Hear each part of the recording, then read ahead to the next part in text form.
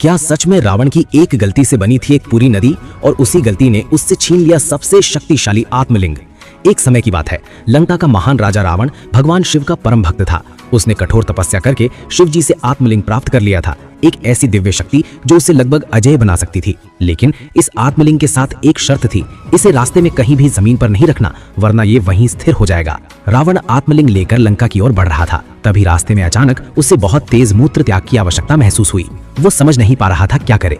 उसी समय उसे एक छोटा सा ब्राह्मण बालक दिखाई दिया। रावण ने उससे कहा, इस आत्मलिंग को कुछ देर पकड़ कर रखना, मैं अभी वापस आता हूँ। बालक ने एक शर्त रखी, मैं इसे ज्यादा देर तक नहीं पकड़ सकता, अगर भारी लगेगा तो मैं इसे नीचे रख दूंगा। रावण जल्दी जल्दी चला गया, लेकिन जैसे ही वो मूत्र त्याग करने बैठा, एक अजीब बात हुई, उसका मूत्र रुक ही नहीं रहा था। कहा जाता है कि उसके भीतर गंगा का प्रवाह था और इसी कारण वो लगातार बहता रहा। धीरे धीरे वहां पानी इकट्ठा होकर एक धारा में बदल गया और फिर एक विशाल नदी का रूप ले लिया।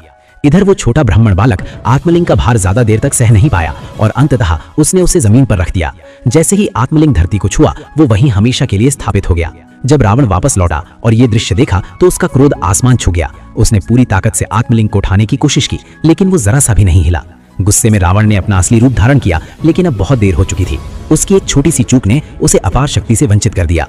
इस कहानी से हमें सीख मिलती है, कभी कभी एक छोटी सी गलती भी हमारी सबसे बड़ी ताकत छीन सकती है।